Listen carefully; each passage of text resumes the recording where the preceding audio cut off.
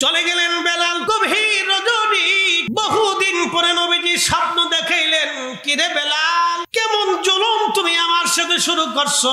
কতদিন হলো তুমি আমার জিয়ারতে আসো না?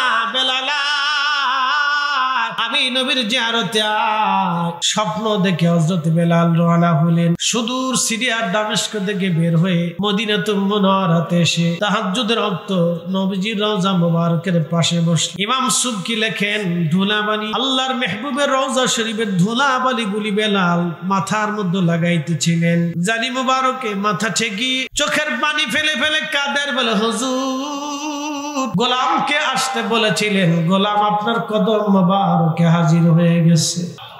নবীজি, গোলাম আপনার কদম মুবারকে হাজির।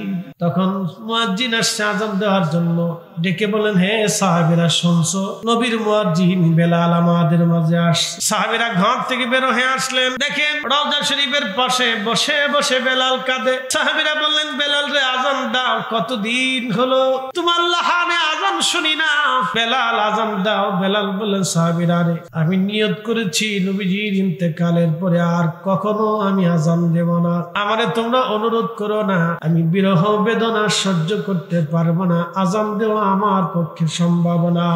সাহাবীরা বলেন, আমাদের কথায় বেলাল আযান দিবে না, চলো হাসান আর হুসাইন আসেনি 7 নম্বর গেট বরাবর বাবু সালাম দিয়ে যদি আপনি হেঁটে হেঁটে যান, একটা মসজিদ আপনি পাবেন, ছোট্ট মসজিদ আলী। এটা কখনো মসজিদ ছিল না, এটাই ছিল হযরত ফাতিমাতুজ জাহরা রাদিয়াল্লাহু আনহার বাড়ি।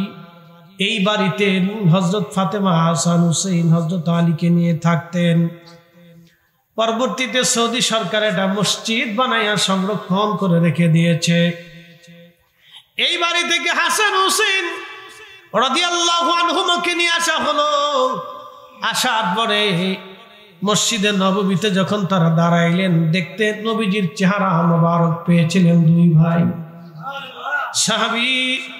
হযরত বেলাল রওজা শরীফ থেকে উঠে যেয়ে দৌড়াইয়া হযরত ইমাম হাসানকে জড়িয়ে ধরে বুকের মধ্যে মাথা ঠেকায় গুনগুন করে কাঁদতেছিলেন। আবার ইমাম হুসাইন রাদিয়াল্লাহু আনহুকে জড়িয়ে ধরে বুকের মধ্যে মাথা ঠেকায়া বেলাল কাঁদে। কিছু সময় পরে ইমাম হাসান ডাক দিলেন, নানার মুয়াজ্জিন, কতদিন হলো তুমি আমাদেরকে আযান শোনাও না, আজকে মিনারায় যাও, আমরারে আযান শোনাও যেইভাবে নানারে আযান শোনাইতা। মুয়াজ্জিনে রাসূল আওলাদে রাসূলের হুকুম অমান্য করতে পারেন নাই, দৌড়াইয়া চলে গেলেন। সেই সাদ এখনো আছে, বনু নাজ্জার গোত্রের মহিলার সাদ, এখন মসজিদে নববীতে সংরক্ষণ করা আছে। সেই সাদের উপরে দাঁড়িয়ে বেলাল আযান দিতেন। সাদের উপরে দাঁড়ায় গেলেন, আযান শুরু হয়ে গেল। তাহাজ্জুদের সময় ফজর রক্ত সারা মদিনাতে আযানের আওয়াজ রন্দে রন্দে ছড়িয়ে গেল। আযানের আওয়াজ উহুদ পাহাড়ে বাড়ি লাগতে লাগলো। ঠিক তখনই মদিনার ঘর থেকে সাহাবীরা বের হইয়া মসজিদে নববীর দিকে দৌড়ায়। নবীর মুয়াজ্জিন আযান দেয়, বেলাল আযান দেয়। এতদিন পরে বেলাল আমাদের মাঝে ফিরে আসছে। বেলাল আযান দেয়, আযানের আওয়াজ সারা মদিনায় ছড়ায় গেল। মদিনার ঘর থেকে সাহাবীরা বের হয়ে দৌড়ায়, বেলাল আযান দেয় রে, নবী বুঝি ফিরে আসছে। ইমাম সুবকি শিফাউস সাকামের মধ্যে লেখেন, সমস্ত মদিনাদের জবান থেকে আসলো, নবী বুঝি ফিরে আসছে, নবী বুঝি ফিরে আসছে রে। নবীর মুয়াজ্জিন বেলাল আযান দেয়, ডুকরিয়ে ডুকরিয়ে মদিনার মানুষ কান্না শুরু করলো। এত পরিমাণে কান্নার আওয়াজ আসতে লাগলো, মহিলা, বাচ্চা, বৃদ্ধ থেকে শুরু করে সব ঘর থেকে বের হয়ে দৌড়ায়।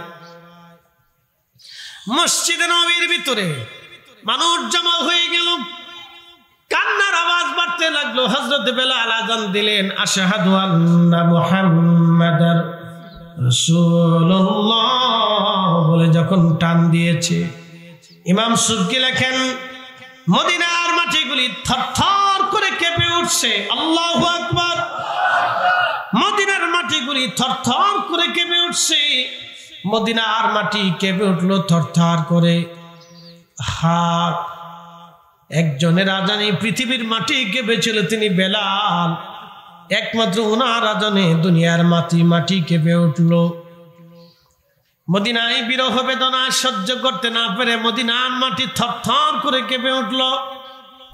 হযরতে মুয়াজ্জিনে রাসূল অজ্ঞান হয়ে জমিনে পড়ে গেলেন। হুঁশ ফিরে আসছে, রওজা শরীফের পাশে দাঁড়া বললেন, হুজুর আমি আসছিলাম, কদমে হাজিরা দিয়েছি, আজানও দিয়েছি। আগে আজান দিলে আপনি নামাজে আসতেন, এখন আজান দিলাম আপনি আসেন না, আমি চলে যাচ্ছি। নবীজি বিরহ বেদনা সহ্য হয় না গো, আমি বিদায় নিচ্ছি, মদিনাতে আর দুনিয়াতে কখনো আর দেখা হবে না গো। নবীজি বিদায় নিলেন সিরিয়ার দামেস্কে বিরহ বেদনা নিয়ে। এইভাবেই হযরত বেলাল বিদায় নিয়ে চলে গেলেন। আর কোনোদিন তিনি মদিনাতে ফিরে আসেন নাই, আর কোনোদিন তিনি আজান দেন নাই, আর কোনোদিন তিনি মদিনায় ফিরে আসেন নাই। বিরহ বেদনা নিয়ে এভাবে কাটিয়ে দিলেন। হাজরত নবী শীষ ডেকে বলেন, আব্বাজান আমি তো লা ইলাহা ইল্লাল্লাহ চিনলাম, কিন্তু মুহাম্মাদুর রাসূলুল্লাহ বুঝলাম না, এই নামটা কেন, এই নামের পিছনে আমি লাগাবো গো বাবা। আদম সফিউল্লাহ ডাক দে বলেন, বেটারে তুমি জানো না আমি আদম আলাইহিস সালাতু ওয়াস সালাম জান্নাতের মধ্যে ছিলাম, জান্নাতের পাতায় পাতায়, জান্নাতের গাছে গাছে, জান্নাতের মোহনায় মোহনায়, নদীতে ঝর্ণায়, জান্নাতের পুরো বিল্ডিং গুলিতে, প্রাসাদ গুলিতে, আর আরশে মুআল্লার উপরে লেখা আছে লা ইলাহা ইল্লাল্লাহু মুহাম্মাদুর রাসূলুল্লাহ সাল্লাল্লাহু আলাইহি ওয়াসাল্লাম।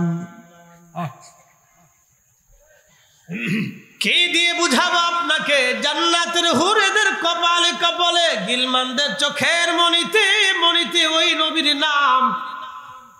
বেটা শীষ লা ইলাহা ইল্লাল্লাহর বড় ওই জিকিরখানাও তুমি আদায় করবা, নামটা উচ্চারণ করবা।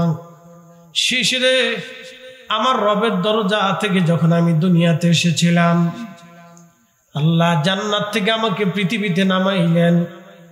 এই জুদা হওয়ার কারণে 350 বছর ধরে আমি কেঁদেছিলাম, 350 বছর ধরে আমি কান্না করেছিলাম। 350 বছর ধরে কান্নার কারণে আদম সফিউল্লাহ চোখের পানি থেকে মুখের গোশতগুলি পচে গিয়েছিল। আর কেঁদে কেঁদে আদম সফিউল্লাহর চোখগুলি কালো হয়ে গিয়েছিল, কষ্ট হচ্ছিল আদমের।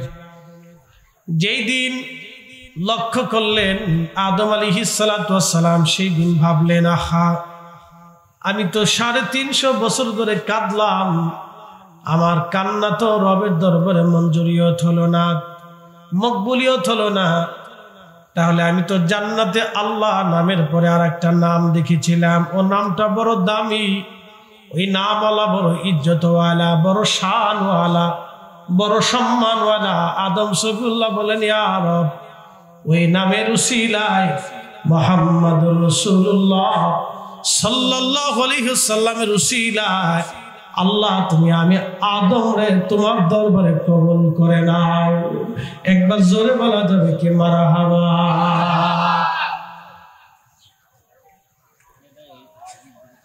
সেলেশিস ওই নামের উসিলায় আমার রব আমাকে তার দরবারে কবুল করিয়া নেন।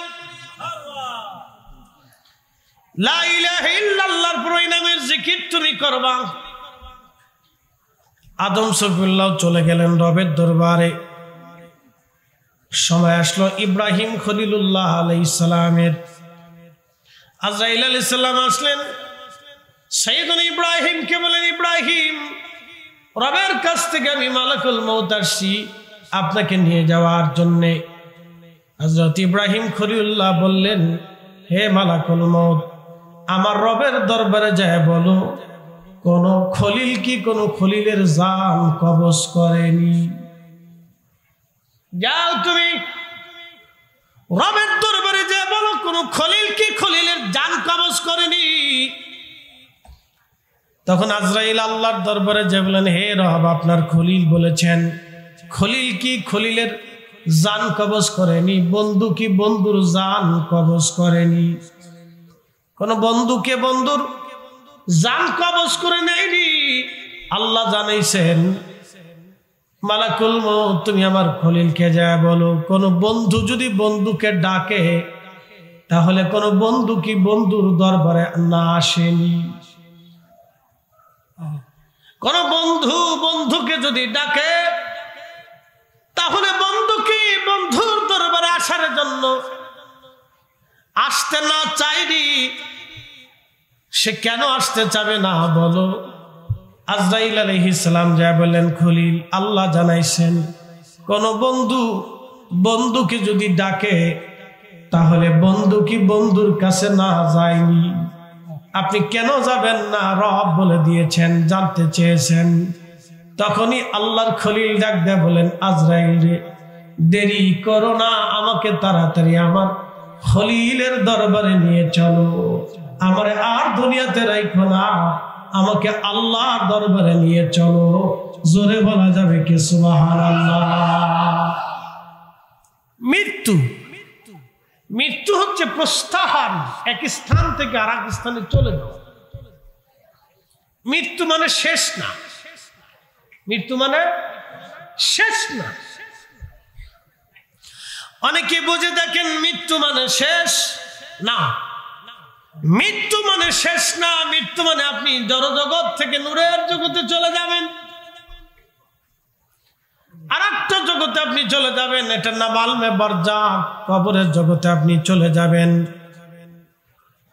হয় ইল্লিয়িনে না হয় সিজ্জিনে আপনি চলে যাবেন, আল্লাহর দরবারে আপনি চলে যাবেন। দুইটা জগৎ আসবে, হয় সুখময় অথবা অশান্তির জায়গা হবে নরকে জাহান্নামে, হয় জান্নাতে না হয় জাহান্নামে। আলমে বারজাখের জগতে চলে যাবেন, আমার রবের দরবারে চলে যাবেন। আপনি যেখান থেকে এসেছেন আপনি সেখানেই চলে যাবেন, ওই রবের দরবারে চলে যাবেন। এটার নাম হচ্ছে মৃত্যু। আল্লাহ ডাক দিলেন, কুল হুজুর আপনি বলে দেন, ইন্নাল মাউতাল্লাযী তাফিরুনা মিনহু ফাইন্নাহু মুলাকীকুম। একদিন মাটির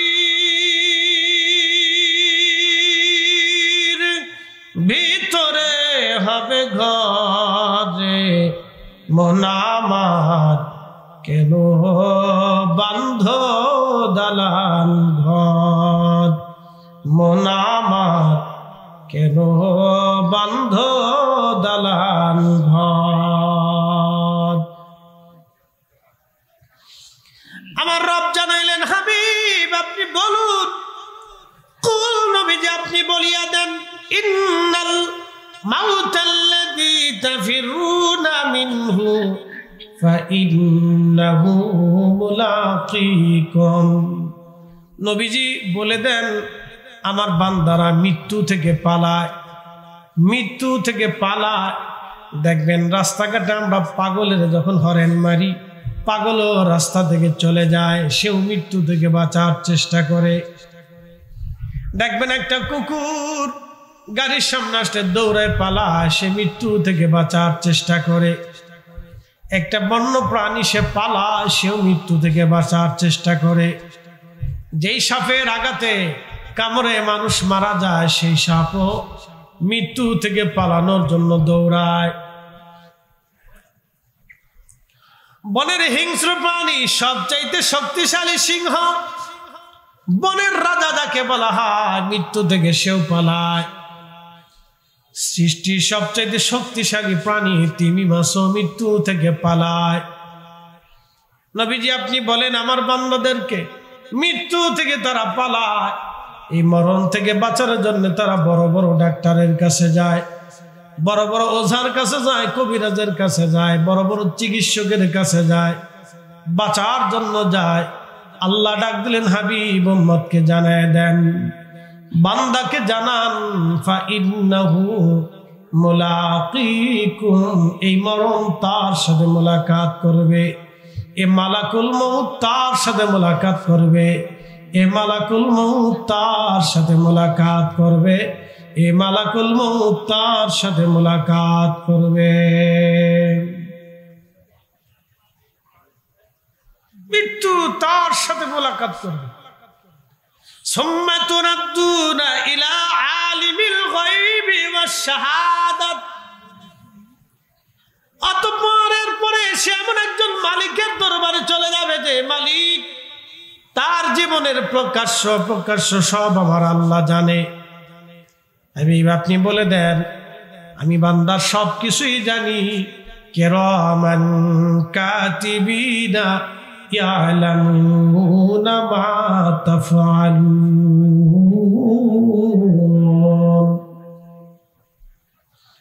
কিরামান কাতিবিন, দুই পাশে বসা, লিখতে দিলেন আমার রব। তারা সব সময় লিখে আপনি কোথায় কি করেন, আপনার চোখ দিয়ে কি করেন, জবান দিয়ে কি করেন, আপনার হাত দিয়ে কি করেন, পা দিয়ে কি করেন, আপনি কতটুকু নেকি করেন। কিরামান কাতিবিন সব লিখতে থাকে। একটা সেকেন্ডের জন্য তার কলম বন্ধ হবে না। ভালো লেখে মন্দ লেখে, ভালো লেখে মন্দ লেখে। আল্লাহ জানাইলেন, হাবিব উম্মতকে জানান, কিরামান কাতিবিনা ইয়ালামুনা মা তাফআলুন, এরা জানে তুমি যা করো। কিরামান কাতিবিন সব জানে, তুমি যা করো কিরামান কাতিবিন সব জানে। কিরামান কাতিবিন লিখতে থাকে। পালানোর কোনো রাস্তা নাই, পালানোর কোনো সুযোগ নাই। আল্লাহ ডাক দিলেন, ইয়া মাশারাল জিন্নি ওয়াল ইনসি ইন ইসতাতাতুম আন তানফুযু মিন আকতারিস সামাওয়াতি ওয়াল আরদি ফানফুযু লা তানফুযুনা ইল্লা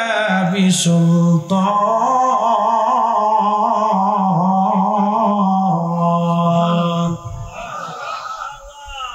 ইয়া মাশারাল জিন ওয়াল ইনস, হে মানব জাতি, হে জিন জাতি, আপনি ভাববেন না শুধু আমরাই মিলাদুন নবী করি, জিনেরাও মিলাদুন নবী করে। আল্লাহু আকবার। না, কেন আসতে হবে কেন? জোরে বলেন, জোরে জোরে। শুধু ভাববেন না মিলাদুন নবীর মাহফিল আমরা করি, শ্রীলঙ্কানরাও করে, মালদ্বীপের মুসলমান করে, মালয়েশিয়া করে, ইন্দোনেশিয়া করে, ব্রুনাইর যিনি সুলতান, যিনি রাজা, যিনি নিজে পায়ে হেঁটে জশ্নে জুলুস করে। আল্লাহু আকবার। না, আরো জোরে জোরে জোরে জোরে।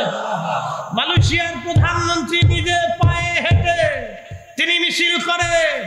এই আপনার মিশরের যিনি গ্র্যান্ড মুফতি, আল আজহার বিশ্ববিদ্যালয়ের যিনি প্রধান মুফতি, আজহার বিশ্ববিদ্যালয়ের যিনি ভাইস চ্যান্সেলর, আজহার বিশ্ববিদ্যালয়ের যিনি প্রধান শাইখ, শাইখুল মুকাররম, অনেক বড় শাইখ, পৃথিবীর সবচেয়ে বড় বিদ্বানদের মধ্যে উনি শ্রেষ্ঠ বিদ্বান, তিনি পর্যন্ত নিজে পায়ে হেঁটে নবীজির মিলাদের মাহফিল করেন।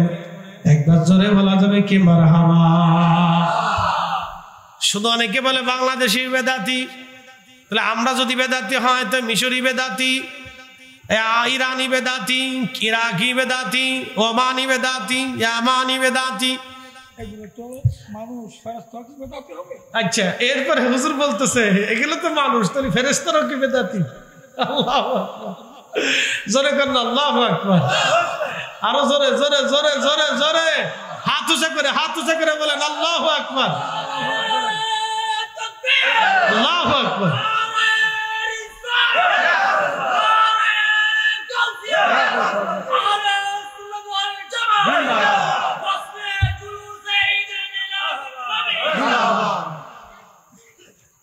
শুধু বাংলাদেশ না, পৃথিবীর যে কয়টা মুসলিম দেশ আছে, শুধু মুসলিম না, America, Canada, British, Europe, Australia, Africa.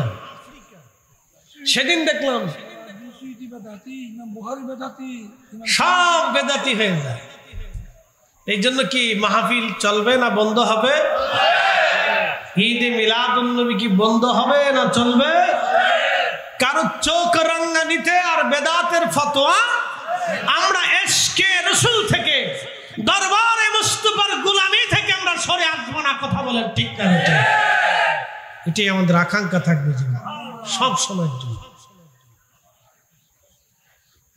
প্রিয় উপস্থিতি হাজিরিন, আপনার জীবনের কি আমল আছে? কিরামান কাতিবিন সব আপনার আমলগুলি লেখেন। অবশ্যই আমরা আল্লাহর কাছে চলে যাব, অবশ্যই আমরা রবের কাছে ফিরে চলে যাব, অবশ্যই আল্লাহর দরবারে চলে যাব। কালকে ছিলাম নাটোরের বড়াই গ্রামে ঈদে মিলাদুন নবী মাহফিলে ছিলাম। কালকে নাটোরে যুবকরা মাহফিল ইন্তজাম করছে। আমি চিন্তা করলাম এখানেও মিলাদুন নবী আছে, দেখলাম না। হুজুর আমরা ইন্তজাম করছি, 6 মণ চাল দিয়ে তাবর রান্না করছি। যাক মাশাআল্লাহ, ভালো। কালেকশন করে দিলাম আগামী বছরের জন্য। ওরা খুব খুশি হয়েছে যে হুজুর আগামীতে আবার আসতে। আসবো ইনশাআল্লাহ। সারা বছর চট্টগ্রামে মিলাদুন নবীর মাহফিল করে আগামী বছর পর্যন্ত উত্তর দক্ষিণে বরাদ্দ দিয়ে দিন, যে ওইদিকে একটু সুযোগ দিই, সময় দিই। রাজশাহী থেকে লোকেরা আসলে বলে হুজুর আমরা তো আপনাকে পাই না, একটু সুযোগ দেন। তা বললাম ঠিক আছে ইনশাল্লাহ, মিলাদুন নবী সাল্লাল্লাহু আলাইহি ওয়াসাল্লামের মাহফিল যদি আপনারা ইন্তজাম করেন তা আসবো ইনশাল্লাহ, হুজুর করবো। আপনারা যদি আসেন তো আমাদের একটু সুযোগ হয়, সুবিধা হয়। তো সারা দুনিয়াতে আছে, শুধু আমাদের সময় দেওয়াটা পালা, আমাদের সময় দিতে হবে, কাজ করতে হবে। ঝগড়া করে না, ভালোবাসা দিয়ে কাজ করে, দেখবেন বিজয় আল্লাহ আমাদেরকে দিবে। কথা বলেন ঠিক কিনা? পৃথিবীর সব ওলিরা মহাব্বত দিয়ে পৃথিবী বিজয় করেছেন, মহাব্বত দিয়ে, ভালোবাসা দিয়ে। তো কিরামান কাতিবিন ইয়ালামুনা মা তাফআলুন, কিরামান কাতিবিন জানে আমরা কি করি, এটা সব সে লিখতেছে।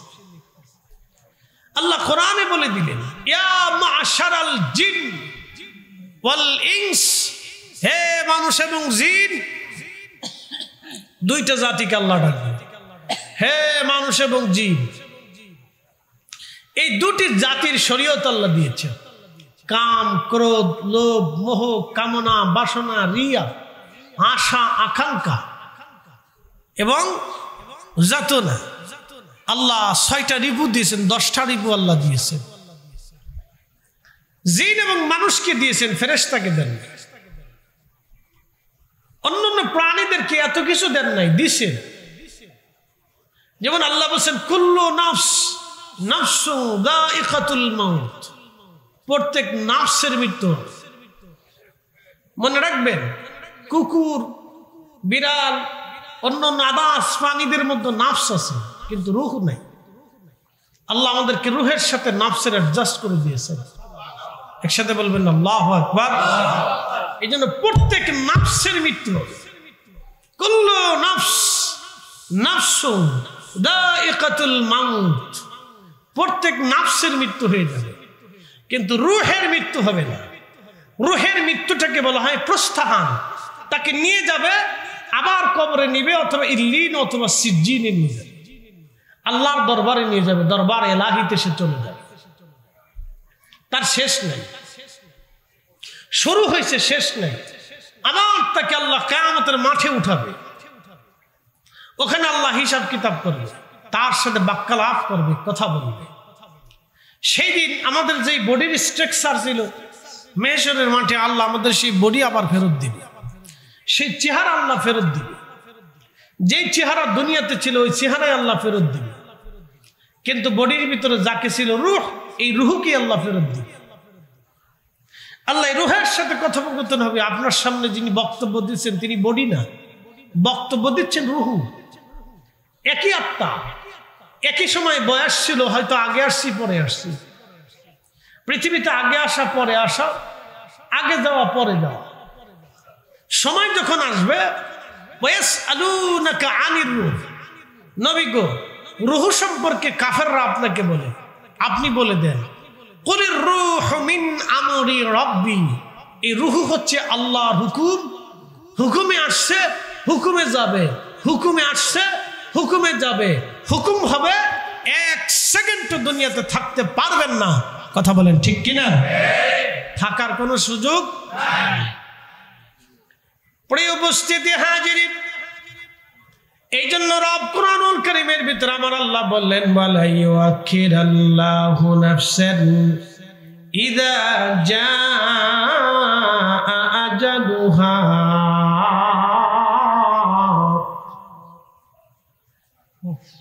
রে বান্দা, সময় তোমার শেষ, এক সেকেন্ড তোমাকে দেওয়া হবে না আর বাড়তি।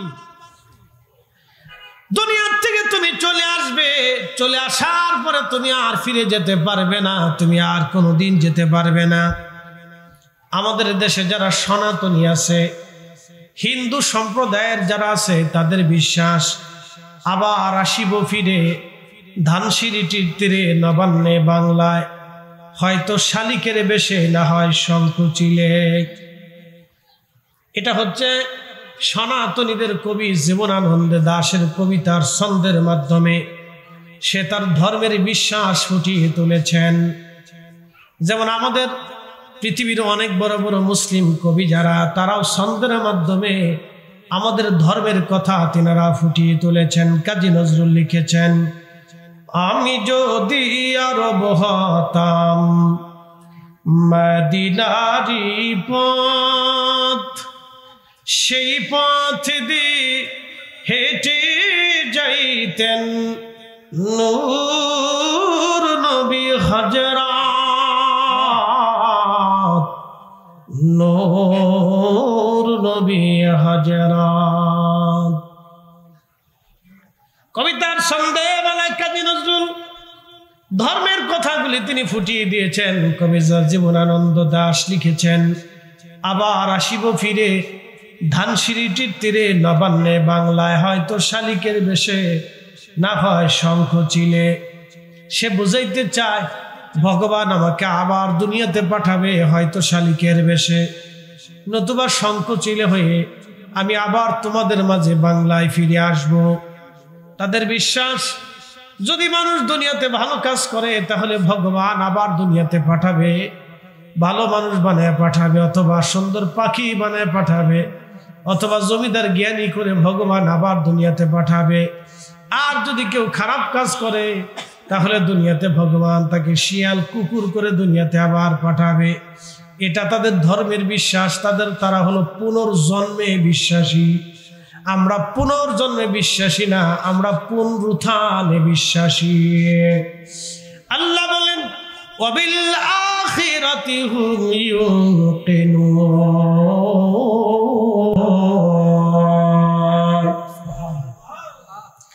আমার রব বললেন, তোমরা আখিরাতে বিশ্বাসী হও, তোমরা আখিরাতে বিশ্বাসী হও। সুম্মা তুরাদ্দুনা ইলা আলিমিল গায়বি ওয়াশ শাহাদাত। তোমরা আমি রবের সামনে দাঁড়াবা, তোমার গোপনে ওপেনে সব আমি জানি। এরপরে আল্লাহ বলেন, এরপরে আল্লাহ আমার রব্বুল আলামিন, আমার রব বলতেছেন,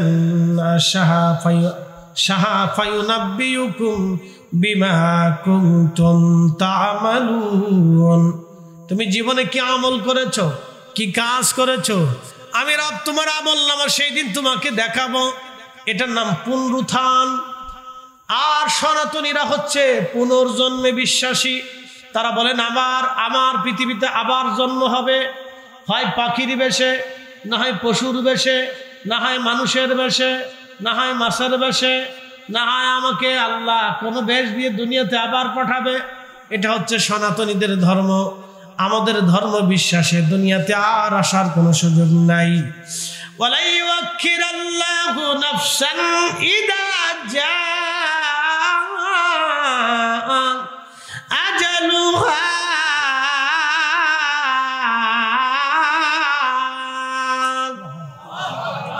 আমাদের আর আসার সুযোগ নেই। আমার রব বলে দিলেন, তোমরা আর আসতে পারবে না। অর্থাৎ আমরা পুনরুত্থানে বিশ্বাসী। তবে নবীদের একটা হালত আছে, এটার হালতের নাম হলো রুহানি হালত। এই রুহানি হালতে আল্লাহ নবীদেরকে একটা সুযোগ দেন, বলে সুযোগ কি? তাম দুনিয়া তারা তাসাররুফ করতে পারেন, কিন্তু শরীয়তে আর দেখা হবে না। মানুষ কবরে যখন আপনি যান তখন কবরের পাশে দাঁড়ায় সালাম দেন, আসসালামু আলাইকুম ইয়া আহলাল কবর, হে কবরবাসীরা, তোমাদের উপরে আল্লাহর পক্ষ থেকে শান্তি বর্ষিত হোক। আপনি যখন সালাম দেন, কবরওয়ালার আপনার সালাম শুনে আপনার সালামের জবাব তারা রুহের জগৎ থেকে দিয়ে দেয়। একসাথে বলবেন আল্লাহু আকবার। রুহের জগৎ থেকে কবরওয়ালার সালাম আপনার উত্তর দিয়ে দেয়। আপনি যখন জিয়ারতে দাঁড়ান মায়ের কবরের পাশে, মা আপনাকে দেখে কিন্তু আপনি মাকে দেখেন না। মা আপনার কথা শুনে কিন্তু আপনি মার কথা শোনেন না।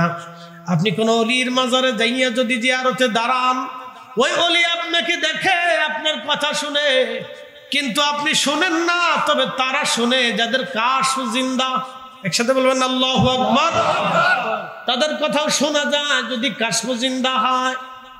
কি জিন্দা হবে? কাশ, মেশিন। আমাদের মেশিন মরে গেছে, এর কল্প মরে গেছে, এটির ভিতরে নাই কিছু, এটি মরা। জিন্দা করতে হবে। বলে জিন্দা কেমনে করতে হয়? এটার একটা ক্লাস আছে। হুজুর মাদ্রাসায় পড়ান, 1 থেকে একবারে দাখিল পর্যন্ত শ্রেণী বিন্যাস আছে। এরপরে সাবজেক্ট ভিন্ন ভিন্ন আছে, রেজুলেশন ভিন্ন, কোন ক্লাসে কোন টিচার থাকবে, কয়টা পর্যন্ত ক্লাস করবে, এটা ওনারা শ্রেণী বিন্যাস করেন, ভাগাভাগি করে বুঝায়। সব প্রতিষ্ঠানকে নিয়ন্ত্রণে রাখেন হুজুর। উনি হচ্ছেন প্রতিষ্ঠানের হেড, ওরা প্রতিষ্ঠান থেকে উনি নিয়ন্ত্রণ করেন। মনোযোগ দিবেন। তো তাসাউফের একটা ক্লাস আছে, এই কাশফ জিন্দা হওয়ার জন্য ক্লাস আছে। এটা আউলিয়া কিরামের সোহবতে সবকে বসতে হয়। এটার রেজুলেশন আছে, এটার সাবজেক্ট আছে, এটার পাঠ্যপুস্তক আছে, এটার আবার পরীক্ষা আছে। দুনিয়ার গতানুগতিক পরীক্ষার মতো না, এটার পরীক্ষা ভিন্ন, এটার পড়ালেখাও ভিন্ন, এটার ক্লাসও ভিন্ন, এটার ইবাদতও ভিন্ন, এটার সাধনাও ভিন্ন। এ জগতই আলাদা। এই জগতে যারা পদার্পণ করে নিজের আমিত্বকে, নিজের সব কিছুকে আল্লাহর জন্য রাহে লিল্লাহ করে দিয়ে, দরবারে মুস্তাফার গোলামীর মাধ্যম দিয়ে জীবনের সব কিছুকে বিসর্জন দিয়ে এরা আল্লাহকে খুশি করে, আল্লাহ রসুলকে রাজি করিয়া তাদের কাশফগুলি তারা জিন্দা করা। তখন তারা কাশফের মাধ্যমে তাম দুনিয়ার ওলিদের সাথে তারা মিটিং করে। একসাথে বলবেন আল্লাহু আকবার। এই কাশফের মাধ্যমে সমস্ত দুনিয়ার ওলিদের সাথে তাদের কথোপকথন হয়। মোবাইলের মাধ্যমে যেমন আমরা ভার্চুয়াল মিটিং করি, হোয়াটসঅ্যাপ গ্রুপে, মেসেঞ্জার গ্রুপে আমরা কথা বলি। একজন আমেরিকাতে, আমি বাংলাদেশে, আর একজন ইউরোপে, আর একজন সৌদি আরবে, 10 জন 10 দেশে আছে, কিন্তু আমরা কথা বলতেছি সবাই সবার সাথে দেখা হয়। ঠিক অলিদের কাশফের ভার্চুয়াল মিটিং আছে। কাশফের মাধ্যমে অলিরা ভার্চুয়াল মিটিং করে। আমি আপনাকে এটা বুঝাইতে পারবো না ভাই, কারণ আপনি হোয়াটসঅ্যাপ দেখেন, এটা বিশ্বাস করেন, অলিদেরটা দেখেন না, এই জন্য বিশ্বাস করতে পারেন না। কি কথা বলেন, ঠিক কিনা? আমরা সুন্নি যারা, তারা আমরা বিশ্বাস করি, আমরা মানি অলিদের কাশফের মিটিং হয়, তাসব মানি বিধায় এই বিষয়টা আমরা বিশ্বাস করি। আল্লাহ নবীর সাথে, মেহবুবের সাথে তাদের কথা হয়। একসাথে বলবেন আল্লাহু আকবার। না হয় না, আরো জোরে বলেন আল্লাহু আকবার। তার বাস্তব প্রমাণ হযরত ইমাম বুখারী রাহিমাহুল্লাহ, তিনি বুখারী শরীফের প্রত্যেক হাদিস মোবারক লেখার আগে দরবারে মুস্তাফার জিয়ারতে যাইতেন, প্রিয় নবীর কদম মোবারকে দাঁড়াইতেন, গোসল করে যাইতেন, গোসল করে 2 রাকাত নফল নামাজ পড়ে দরবারে মুস্তাফার সামনে দাঁড়াইয়া নবীজির কদম মোবারকে দাঁড়াইয়া ইজাজত নিতেন। প্রিয় নবীর পক্ষ থেকে যদি ইজাজত আসতো তো ইমাম বুখারী ওই হাদিস বুখারী শরীফে লিখতেন। একসাথে বলা যাবে না আল্লাহু আকবার। কি বুঝলেন? আল্লাহর রাসূল করিমের সাথে কতবার তিনার দেখা হয়েছে? একবারে মিনিমাম 5774 বার তার সাথে দেখা হয়েছে। সুবহানাল্লাহ। আরো জোরে না না না না, জোরে জোরে জোরে জোরে জোরে। তাহলে এখন যারা বলে যে রাসূল রওজা শরীফে মৃত অবস্থায় আছে, নবীর কিছু নাই, তাদের সাথে আমাদের আকীদার এত বিরাট ফারাক যে তাদের সাথে এই হিসাবে উঠা বসাও করা যায় না। কারণ তারা দরবারে মুস্তাফার সাথে বেঈমানি করেছে, আমার রাসূলের রিসালাতের সাথে তারা বেঈমানি করেছে, নাফরমানি করেছে। কথা বলেন ঠিক না বেঠিক? একবার হিসাব সহজ বরাবর করে দিলাম, দলিলা দিল্লা সারা একবার বাস্তব নিরীক্ষে আপনাকে বুঝাই দিলাম। তারপরে যদি না বুঝেন তাহলে বুঝবো অন্তর মরে গেছে, বুঝবো অন্তর মরে গেছে। এটা মৃত অন্তর জিন্দা করতে হলে আপনাকে দরবারে মুস্তাফার গোলামি বেশি বাড়াইতে হবে। বুঝতে কোনো অসুবিধা? বুঝে যান ইনশাআল্লাহ। কিছু কথা আমি আসলে আলেম না, আমার এই এলেম সামান্য ইলম দিয়ে যতটুকু চেষ্টা আমি বোঝানোর চেষ্টা করি, পরিশুদ্ধ বাক্য দিয়ে কিছু কথা দিয়ে বোঝানোর চেষ্টা করি যে আমরা হক না বেহক এটা আমাদের বোঝার প্রয়োজন। আমরা হকে আছি না বেহকে আছি, আমরা কি সত্যের উপরে আসি না মিথ্যার উপরে আসি, এটা আমাদের বোঝাটা জরুরি। ঠিক এটা যখন কোনো ব্যক্তি বুঝবে তখন সে আর সুন্নিয়ত থেকে যাবে না। কারণ আমার ভাই হুসাইন আজহারি সাহেব তিনি বলে গেছেন, আহলে সুন্নাত ওয়াল জামাত হচ্ছে মধ্যপন্থা। এরা কড়াকড়ি না, সরাসরি না, এরা কঠোর না। পৃথিবীর কোনো ওলি কঠোর ছিলেন না, পৃথিবীর কোনো ওলি কঠোর না। আমার আল্লাহ নিজেও কঠোর না। বলে আল্লাহর নাম কাহার হবে, কিন্তু তার নাম রহমান, তার নাম রহিম, তার নাম গফফার, তার নাম গফুর।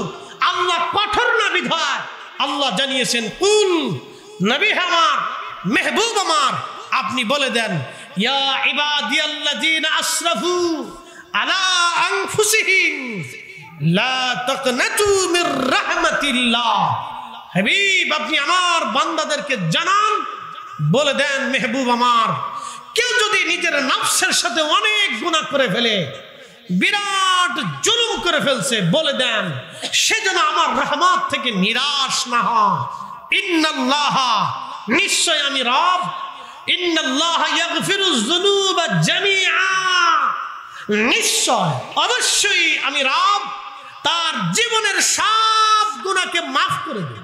সুবহানাল্লাহ। আস্তে হয়ে গেল না? জোরে বলেন, আরো জোরে জোরে জোরে জোরে। আল্লাহ কি কঠোর না নরম?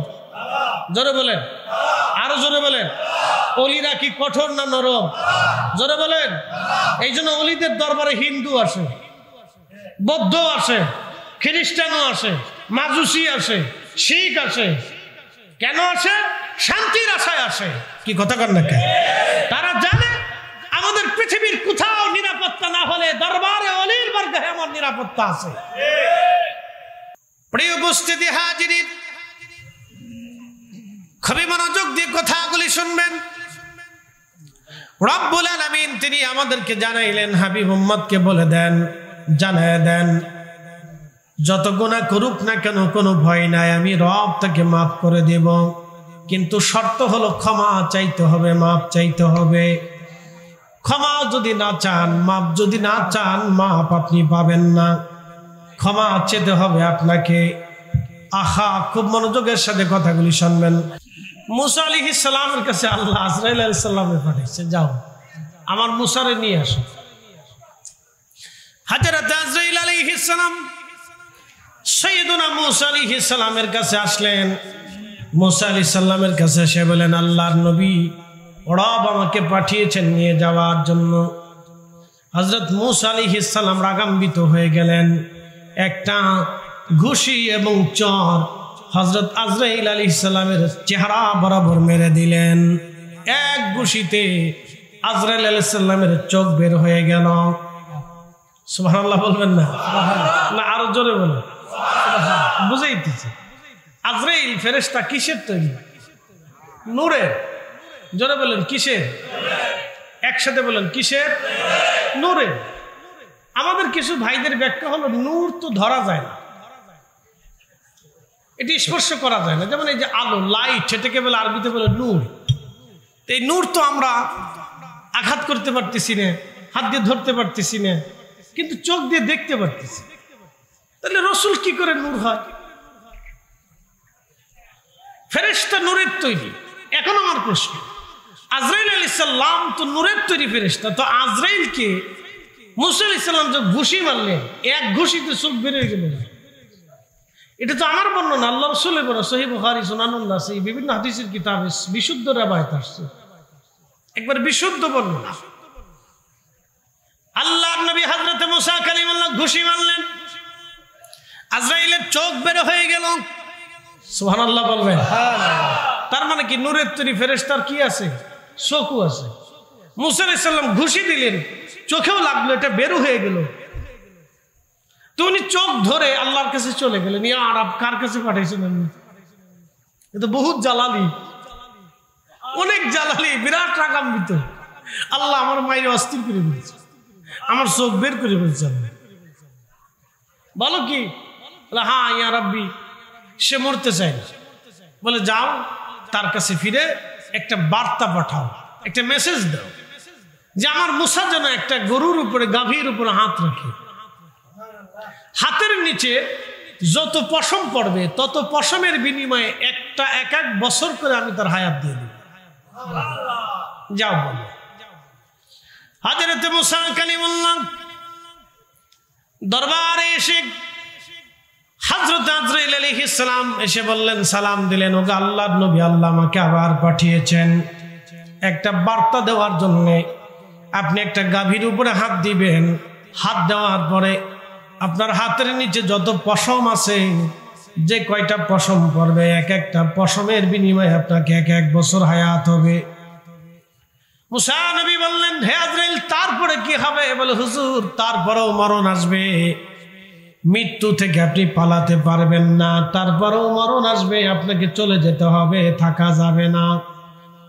মুসা আলাইহিস সালাম বলেন, আজরাইল, যেহেতু দুনিয়াতে থাকার সুযোগ নাই, তাহলে আর দেরি করো না, আমাকে নিয়ে চলো, আমি রবের দরবারে চলে যাব, আর থাকবো না। সাইয়েদনা মুসা কালিমুল্লাহ আল্লাহর দরবারে চলে গেলেন। হযরত জিবরিল আমিন আমার রাসূল কারীমের দরবারে আসলেন, মেহবুবে আলার দরবারে আসলেন। যদি কোনোদিন মদিনাতে যান, রওজা শরীফ আপনি দেখবেন, যেখানে রওজা শরীফ, এই রওজা শরীফ ছিল আল্লাহর নবীজির হুজরা মোবারক। কিবলামুখী হয়ে রওজা শরীফের বাম পাশে আপনি একটা দরজা দেখবেন, এই দরজাকে বলা হয় বাবে জিবরাইল। এই দরজা দিয়ে জিবরাইল আলাইহিস সালাতু ওয়াস সালাম আসতেন। ওই দরজার পাশে দাঁড়াইয়া জিবরাইল সালাম দিলেন, আসসালামু আলাইকা ইয়া রাসূলুল্লাহ। নবীজি, আমি জিবরাইল আসছি, অনুমতি দিলে ভিতরে আসবো।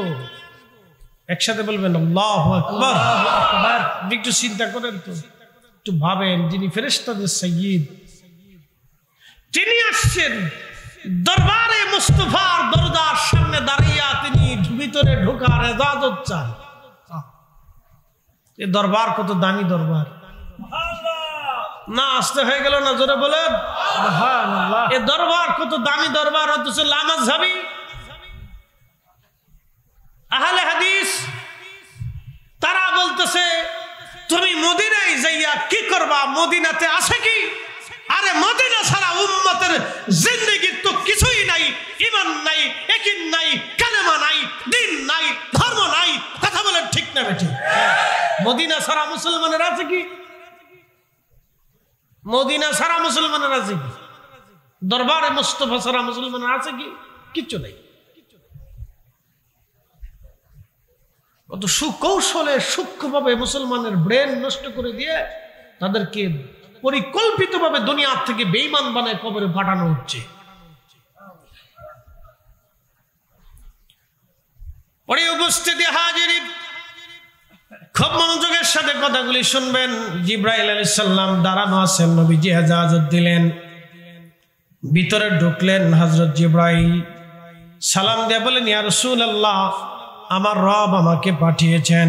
আল্লাহ যদিও জানেন, সব আল্লাহ রব্বুল আলামিন, এই মাইক একভাবে রাখেন, সব আল্লাহ জানে। হুজুর, রব্বুল আলামিন সব জানে, আল্লাহ পাঠিয়েছেন আমাকে আপনার খোঁজ খবর নেওয়ার জন্য। আপনার এখন কেমন লাগে বলেন? নবীজি বললেন, জিবরাইল, আমার পেরেশানি লাগে, বড় অসুস্থতা লাগে, ভালো লাগে না। জিবরাইল ওই দিনের জন্য চলে গেলেন। পরের দিন জিবরাইল আমিন আবার আসছে, সালাম দিয়ে জানাইলেন, হুজুর আপনি কেমন আছেন? যদু সব আমার রব জানেন। ঠিক প্রিয় নবী, আগে আগের দিনের মতো বলেন, জিব্রাইল আমার অসুস্থতা বেড়েছে, ভালো লাগে না, বড় পেরেশানি লাগে। জিব্রাইল চলে গেলেন। এর অর্থ হলো কোন অসুস্থ ব্যক্তির খোঁজ খবর নেওয়া এটা দরবারে এলাহির সুন্নাত। অসুস্থ আপনজনের খোঁজ খবর নেওয়া, প্রিয়জনের খোঁজ খবর নেওয়া দরবারে এলাহির সুন্নাত। যদিও আল্লাহ সব জানে, তারপরও জিব্রাইলকে পাঠাইছে, হাবিব যাই আমার বন্ধুরে জিজ্ঞেস করো আমার বন্ধু কেমন আছে। পটিয়াবাসী পরের দিনে জিব্রাইল আবার আসছে, দরজার সামনে সালাম দিলেন, সালামের জবাব আসলো। জিব্রাইল বলেন, ইয়া রাসূলুল্লাহ, আজকে আমি একা আসি নাই, নবী গো আমার সাথে মালাকুল মউতকে নিয়ে আসছি। হুজুর এজাজত যদি দেন, মালাকুল মউত আমার সাথে আপনার কাছে আসতে চায়, আপনার কাছে কথা বলতে চায়, এজাজত চায় মালাকুল মউত। সৃষ্টিতে কোন দরবারে মালাকুল মউত কখনো এজাজত চায় নাই, আর কখনো চাবে না। একটা মাত্র দরবার, দরবারে মুস্তাফা সাল্লাল্লাহু আলাইহি ওয়াসাল্লাম। এটা এমন মর্যাদাওয়ালা দরবার, যে দরবারে দাঁড়াইয়া মালাকুল মউত পর্যন্ত এজাজত চায়, এজাজত চায়। সবসে আলা আলামা নবী, সবসে আলা আলামা सबसे भाला आलामा,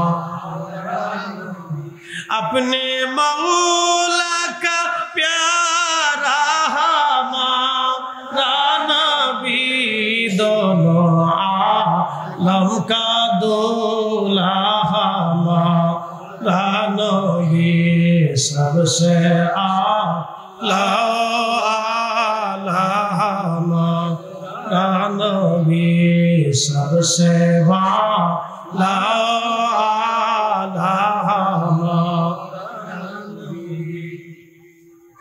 পটিয়াবাসী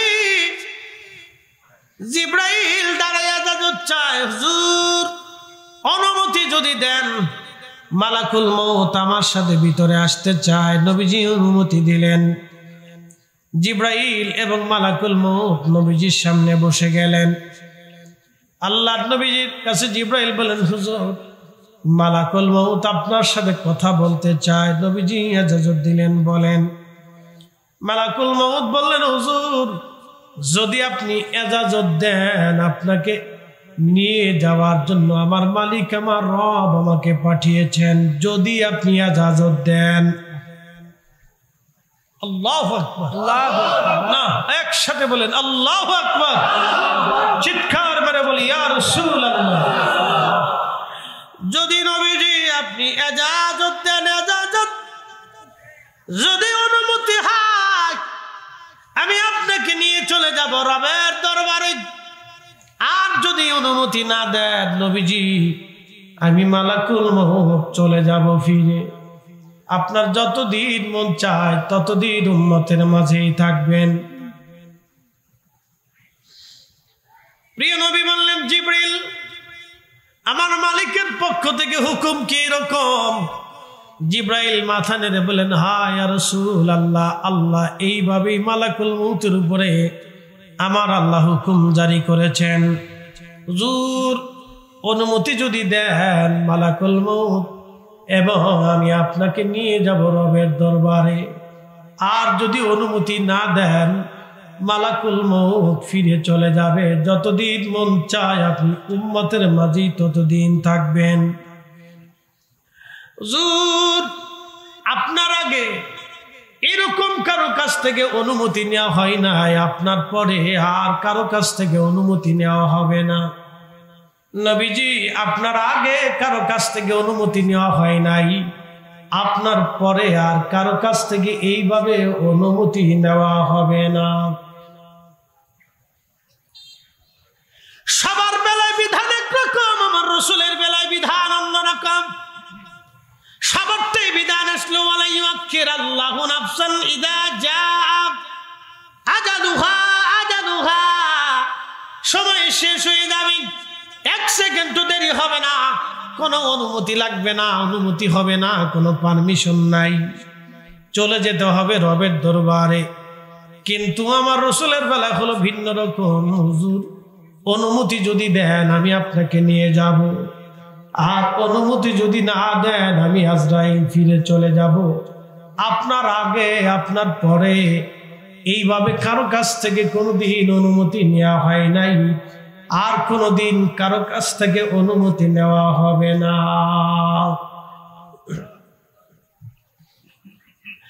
প্রিয় নবী জিবরাইল আলাইহিস সালামের দিকে তাকালেন। জিবরাইল বুঝতে পারলেন আর এই দরবারে কোনোদিন হয়তো আমার আর আসা হবে না। আমি বহুবার দরবারে মোস্তফাতে বার্তা নিয়ে, ওহী নিয়ে, সংবাদ নিয়ে আসছি, এই দরজা দিয়ে আমি বহুবার এসেছি, আর হয়তো এই দরজা আমার জন্য বন্ধ হয়ে গেল, কোনোদিন আর হয়তো আমার আর আসা হবে না। নবীজি বললেন, জিবরাইল বিধান কি রকম?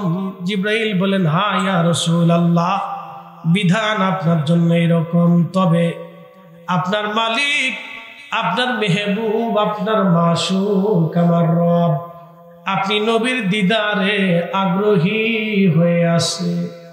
আহা, আপনি নবীর দিদারে আমার রব আগ্রহী হয়ে আছে। আল্লাহ চায় আপনি চলে যান। আপনার মালিক, আপনার রব আপনার দিদারে আগ্রহী হয়ে আছে। আপনি নবীর দিদারে আগ্রহী হয়ে আছে। আপনি নবীর দিদারে আগ্রহী হয়ে আছে। আপনি নবীর দিদারে আমার রব আগ্রহী হয়ে আছে। আমি জানি প্রেমে পাগল সে তো মদিনা, প্রেমানলে পুরে মরি, প্রেমানলে পুরে মরি, ওহে রব্বানা। আমি জানি প্রেমে পাগল সে তো মদিনা। প্রিয় নবী ডাক দিলেন, জিবরাইল, আজরাইল, আর দেরি না। আমার মালিক, আমার রব, আমার মাশুক, আমার মেহবুব, আমার আশাই, আমার অপেক্ষায় আগ্রহী। তাহলে আমি আর দুনিয়াতে থাকবো না, আমি আমার মাশুকের দিদারে চলে যেতে চাই। আমার মালিক আমার দিদারে যেহেতু আগ্রহী, আর আমি থাকবো না গো আজরাইল, চলো আমাকে নিয়ে চলো, তোমার কাজ তুমি আঞ্জাম দাও, তোমার হুকুম তুমি পালন করো হে আজরাইল। হযরতে মেহবুব আলা নবী দুনিয়ার ধরাধাম থেকে আজরাইল আলাইহিস সালাম পরম যত্ন করে, অতি সম্মান আর আদরের সাথে হাজার হাজার ফেরেশতা বেষ্টিত মহা সম্মান আর ইজ্জত দিয়ে তার রসুলকে আমার আল্লাহ তার দরবার এলাহিতে নিয়ে চলে গেলেন। পবিত্র জেসেম মোবারক হুজরা শরীফের মধ্যে আল্লাহর নবীজির জেসেম মোবারক হুজরা শরীফে আছে। সংবাদ বের হয়ে গেল নবী নাই, দিদারে রবের আশায় নবী চলে গেছেন। আজ সারা মদিনাতে কান্নার রোল পড়ে গেল।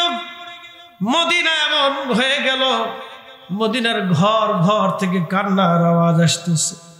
আম্মা জান্না হুজরা শরীফে জমায়েত হয়ে গেলেন। আম্মা জান্না কান্না করে, সাহাবীরা পাগলের মতো হয়ে গেলেন। হযরত ওমরের মতো সাহাবী দিশেহারা হয়ে তলোয়ার টেনে বের করে বলেন, হে মদিনার মানুষ, যদি বলো নবী মরে গেছে, তাহলে আমি ওমর তোমার দেহ থেকে গর্দান ফেলে দিব।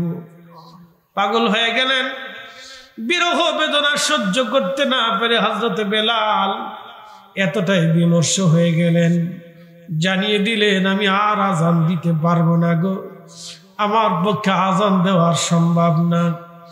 আজান দিলে নবীজি আসতো, আহা আমি আর আজান দিতে পারবো না, আমার সহ্য হবে না। ওই দিন থেকে আর কোনদিন নবীজির মসজিদে মুয়াজ্জিনে রাসূল বেলাল আর আযান দেন নাই। বিরহ বেদনা সহ্য করতে না পেরে সাহাবীরা পাগল পরা হয়ে গেলেন। সারা মদিনার শিশু বাচ্চা থেকে বৃদ্ধ পর্যন্ত একাধারে 3 দিন মদিনায় কারো বাড়ি রান্না হয় নাই, মদিনার কারো ঘরে চুলায় আগুন জ্বলে নাই। নবী নাই, নবী নাই। সাহাবীরা মানতেই পারতেছে না রাসূল আমাদের মাঝে নেই। নবী চলে যাবে দিদারে রবে এলাহির দরবারে। সাহাবীরা পাগল পারা হয়ে গেলেন, কি করে নবী বিহনে মদিনায় তারা কাটাবে। রাসূল বিহনে, নবী বিহানে, রাসূল বিহানে, সাহাবীরা মদিনাতে কেমনে কাটাবে রে। সাহাবীরা পাগল পারা হয়ে গেলেন। নবীজির উট ছিল কাসওয়া, এই উটের পিঠে চড়ে নবী হিজরত করেছিলেন। এই উটের পিঠে চড়ে মক্কা বিজয় করেছিলেন। এই উটের পিঠে চড়ে তাবুকের জিহাদে গিয়েছিলেন। এই উটের পিঠে চড়ে মদিনার অলিগলি বহু দূর দূরান্ত পথ অতিক্রম করে নবীজি কালেমার দাওয়াত দিয়েছিলেন। প্রিয় নবী বলতেন, উট আমাকে ভালোবাসে, কাসওয়া আমি কাসওয়াকে ভালোবাসি। কিয়ামতের মাঠে আমি আমার কাসওয়ার পিঠে চড়ে কাসওয়াকে নিয়ে আমি নবী জান্নাতে চলে যাব। আমি নবী কাসওয়ার পিঠে চড়ে কাসওয়াকে নিয়ে জান্নাতে চলে যাব। এই কাসওয়া উট রাসূল বিরহে, নবী বিরহে পাগল পারা হয়ে কাসওয়া পাগল পারা হয়ে গেল। একটা প্রাণী বিরহ বেদনা সহ্য করতে না পেরে মানুষের মতো কান্না শুরু করে দিল। সে একাধারে 3 দিন কাসওয়ার কান্না কেউ বন্ধ করতে পারে নাই। সাহাবীরা কাসওয়ারে খাবার দিল, খাবার খায় না, পানি দিল, পানি খায় না। কাসওয়া শুধু কান্না করে, নবী নাই। বিরহ বেদনা, কাসওয়া কিভাবে বিরহ বেদনা সহ্য করবে। একটা প্রাণী নবীর বিরহ বেদনা সহ্য করতে না পেরে 3 দিন কান্না করার পরে এই কাসওয়া কুয়ার ভিতরে ঝাঁপিয়ে পড়ে আত্মহুতি দিয়ে দিল।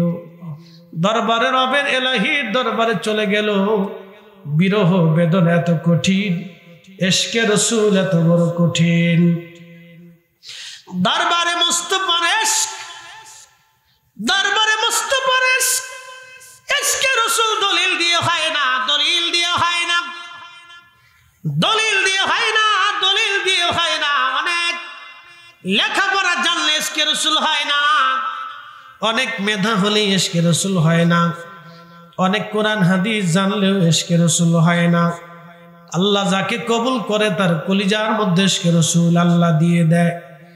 এটা এমন এক নিয়ামত, পৃথিবীর সব সম্পদ যদি এক পাশে হয়, ইশকে রাসূল যদি আরেক পাশে হয়, এটার মতো ওজন আর কিছু নাই। আল্লামা ইকবাল লিখেছেন, মগজ করা রোহে ঈমান জানে দিন, হস্তে হুব্বে রাহমাতুল লিল আলামিন, হস্তে হুব্বে রাহমাতুল লিল আলামিন। কোরআনের মগজ বলো, ঈমানের রূহ বলো, ধর্মের প্রাণ বলো, সবকিছুর মূল নবীজির ভালোবাসা। আমার পীর ও মুর্শিদ বলতেন, বাবারে রাসূলের মোহাব্বত যার অন্তরে বেশি তার ঈমান বেশি। যার অন্তরে আল্লাহর হাবিবের মোহাব্বত নাই তার ঈমান বলে কোনো সম্পদ নাই, সে সরাসরি বেঈমান।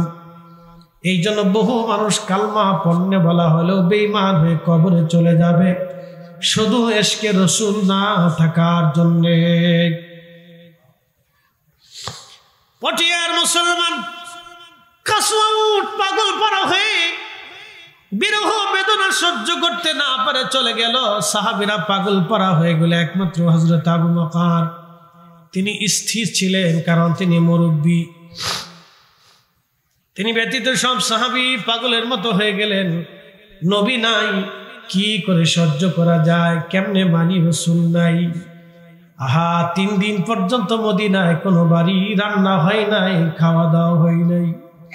এমনকি তারিখের মধ্যে এসেছে মদিনার ছোট্ট ছোট্ট বাচ্চারা পর্যন্ত খাওয়া দাওয়া ছেড়ে দিল। মদিনার ছোট্ট কোলের শিশুর বাচ্চা পর্যন্ত বিরহ বেদনা সহ্য করতে না পারে মায়ের স্তনের দুধ খাওয়া বন্ধ করে দিল।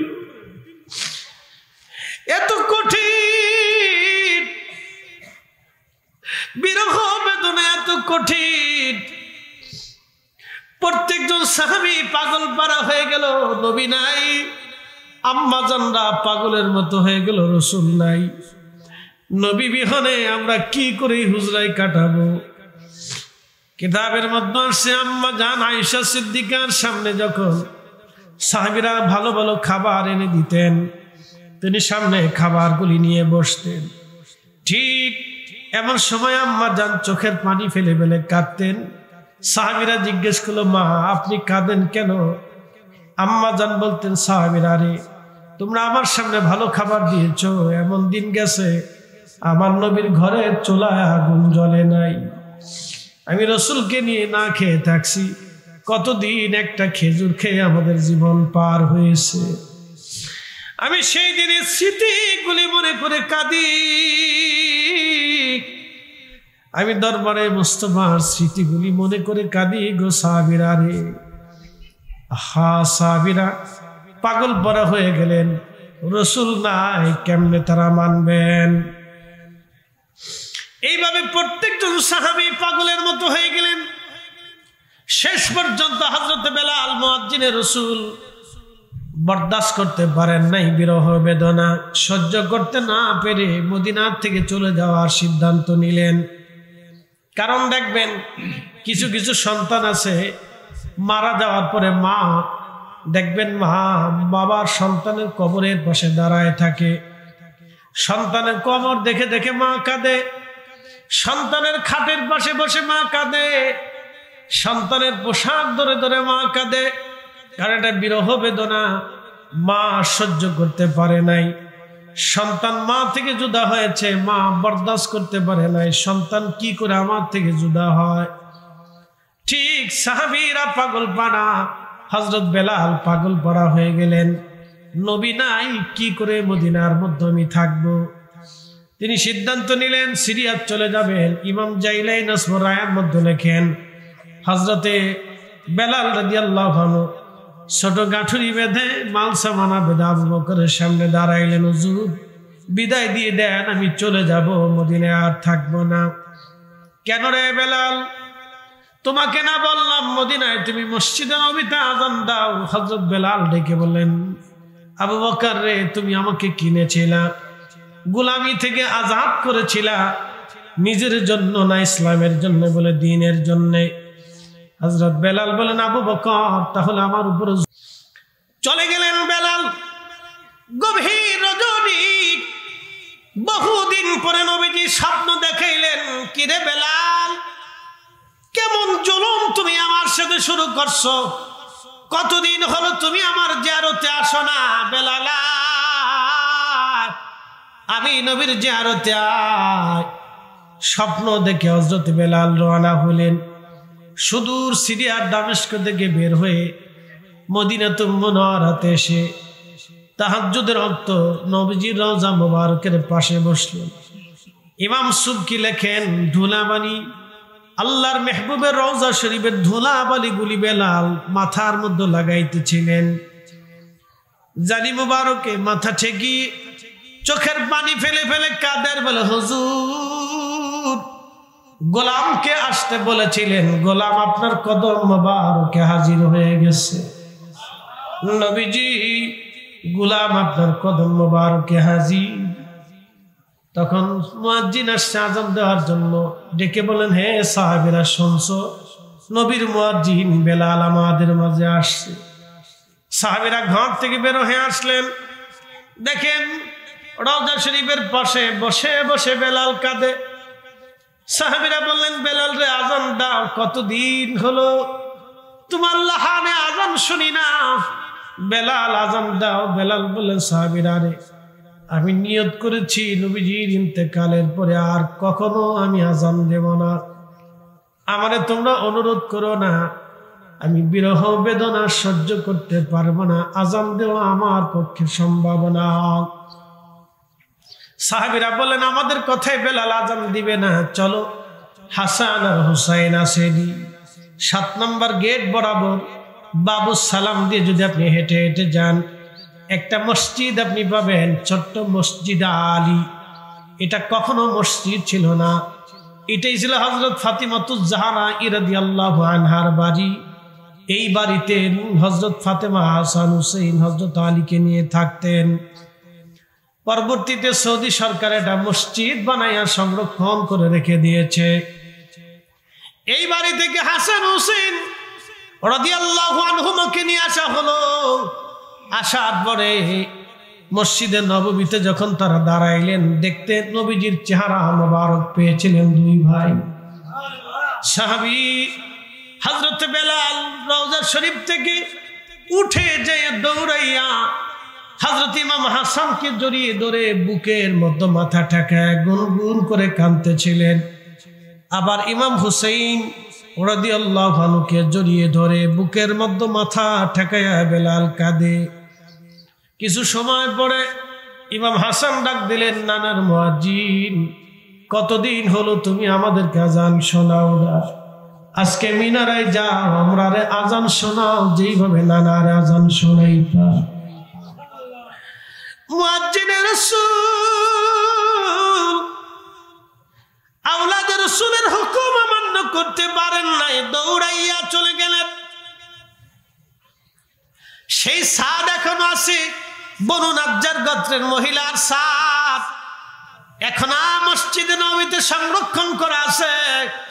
সেই সাদের উপরে দাঁড়িয়ে বেলাল আজান দিতেন। সাদের উপরে দাঁড়ায় গেলেন, আজান শুরু হয়ে গেল। তাহাজ্জুদের সময় ফজর রক্ত সারা মদিনাতে আজানের আওয়াজ রন্দে রন্দে ছড়িয়ে গেল। আজানের আওয়াজ উহুদ পাহাড়ে বাড়ি লাগতে লাগলো।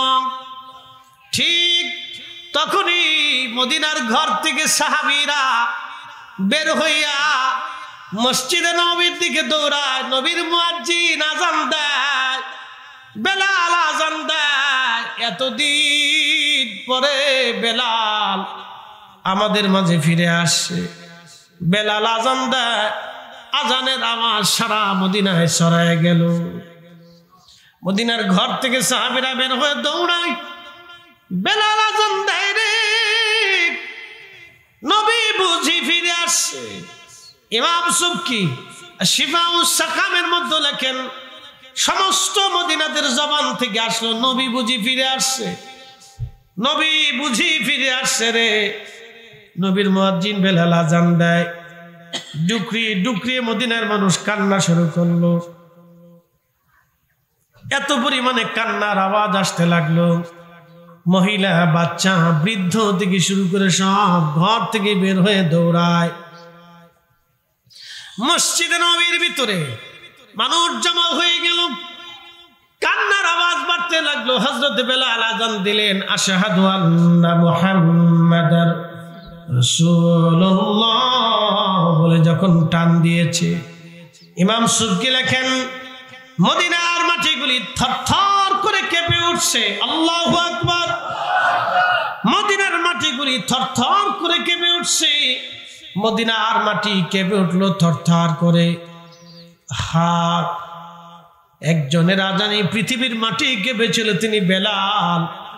একমাত্র ওনার আজানে দুনিয়ার মাটি কেঁপে উঠল। মদিনায় বিরহ বেদনা সহ্য করতে না পেরে মদিনার মাটি থরথর করে কেঁপে উঠল। হযরতে মুয়াজ্জিনের রাসূল অজ্ঞান হয়ে জমিনে পড়ে গেলেন। হুশ ফিরে আসছে, রওজা শরীফের পাশে দাঁড়ায় বললেন, হুজুর আমি আসছিলাম, কদমে হাজিরা দিয়েছি, আজানও দিয়েছি। আগে আজান দিলে আপনি নামাজে আসতেন, এখন আজান দিলাম আপনি আসেন না, আমি চলে যাচ্ছি। নবীজি, বিরহ বেদনা সহ্য হয় না গো, আমি বিদায় নিচ্ছি, মদিনাতে আর দুনিয়াতে কখনো আর দেখা হবে না গো। নবীজি বিদায় নিলেন। সিরিয়ার দামেস্কে বিরহ বেদনা নিয়ে এইভাবেই হযরত বেলাল বিদায় নিয়ে চলে গেলেন। আর কোনোদিন তিনি মদিনাতে ফিরে আসেন নাই, আর কোনোদিন তিনি আযান দেন নাই, আর কোনোদিন তিনি মদিনায় ফিরে আসেন নাই। বিরহ বেদনা নিয়ে এইভাবে কাটিয়ে দিলেন। শুধু কি এখানে শেষ? সাইয়েদুনা আবু বকর সিদ্দিকের ইন্তেকালের সময় আবু বকর বললেন, আমার আলীকে একটু ডেকে নিয়ে আসেন। হযরত আলীকে ডেকে নিয়ে আসা হলো। হযরত আলী রাদিয়াল্লাহু আনহু বসে বসে হযরত আবু বকর হযরত আলীর হাত ধরে চোখের পানি ছেড়ে দিলেন।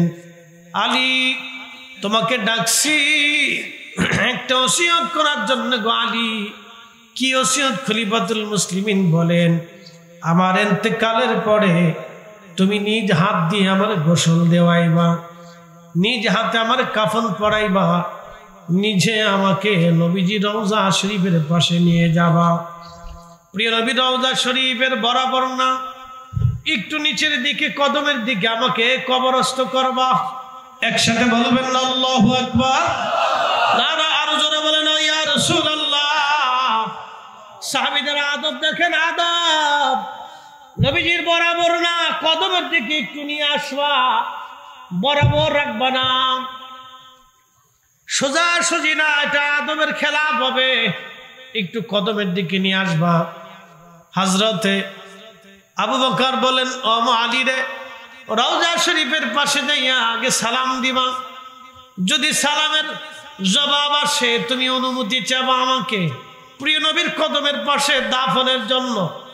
যদি অনুমতি আসে, আরে আলী আমাকে রওজা শরীফের পাশে রাখবা। অনুমতি যদি না আসে আমাকে জান্নাতুল বাকিতে দাফন করবা। হযরত আলী বললেন, হুজুর এত সাহাবী থাকতে আপনি কেন আমাকে এই কথা বলেন? হযরত আবু বকর ডাক দিয়ে বলেন, আলী রে, আমি জানি আমার রাসূলের ইন্তেকালের পরে নবীর ওসিয়ত মোতাবেক তুমি নিজে হাতে আমার নবীকে গোসল দেওয়াইছিলা। একসাথে জোরে বলবেন কি মারহাবা। সবসে আওলা আলাহামা सबसे भाला आलामा अपने मौला का प्यारा हमारा नबी, अपने मौला का प्यारा हमारा नबी, दोनों आलम का दूल्हा नबी, सबसे आला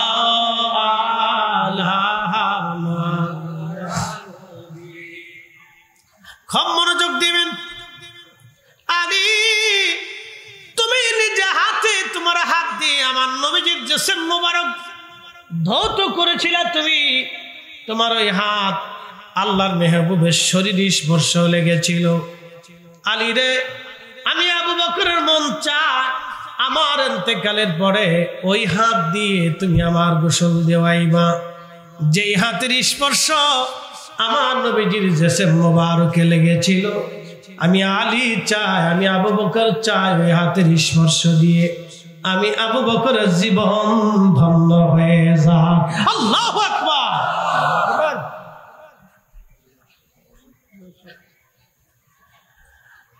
আপনি একটু বুঝেন তো, ইশকে রাসূলের সীমানা কত কত চমৎকার ছিল তাদের। প্রেমের পরিধি এত দূর পর্যন্ত চলে গিয়েছিল, নবীজির ছোঁয়া পর্যন্ত, স্পর্শ পর্যন্ত তারা ছাড়তে চায় নাই। তাদের ভিতরে কত প্রেম ছিল তাদের মধ্যে, তাদের ভিতরে ইশকে রাসূল কত পরিমাণে ছিল। হযরত আলীর ছোঁয়াটুকুন তিনি বাদ দিতে চান নাই। নবীজির শরীর মুবারকে তোমার স্পর্শ লাগছে, ওই হাত দিয়ে তুমি আমি আবু বকরকে গোসল করাইবারে আলী আমারে নিয়ে যাবা, রওজা শরীফে সালাম দিবা। যদি প্রথমবার সালামের জবাব আসে তাহলে বুঝবা আমার উপরে নবী রাজি আছে। দ্বিতীয়বার সালাম দিবা, যদি অনুমতি না আসে তৃতীয়বার আবার সালাম দিবা। যদি অনুমতি না আসে, জামিউল মুজিজাতের মধ্যে লেখা হয়েছে হযরত আবু বকর বলেন, আলী রে, আমারে জান্নাতুল বাকিতে দাফন করে রাখবা, সাবধান আল্লাহর মেহবুবের কাছে আমারে দাফন কইরো না। গোসল হয়ে গেল, কাফন দাফন করাইয়া অদূরে নিয়ে রেখে দিয়ে হযরত আলী সালাম দিলেন, আসসালাতু ওয়াসসালামু আলাইকা ইয়া রাসূলুল্লাহ। সালামের জবাব আসলো না। আপনারা কি মনে করেন আনা মদিনাতুল ইলম, আমি ইলমের শহর, ও আলী ও বাবুহা, আলী হলো তার দরওয়াজা। একসাথে বলেন আল্লাহু আকবার। আমি ইলমের শহর, আমার আলী তার দরওয়াজা। এবার বুঝতে পারতেছেন নবীজির ইলমের তো কোনো শেষ নাই, সীমানা নাই। ওই ইলমের দরজা হলো হযরত আলী। তিনি সালাম দিলেন, জবাব আসবে তিনি তো জানবেন, অন্য কি আর জানবে? দরবারে মুস্তাফার সাথে কালবের হক কানেকশন হযরত আলীর।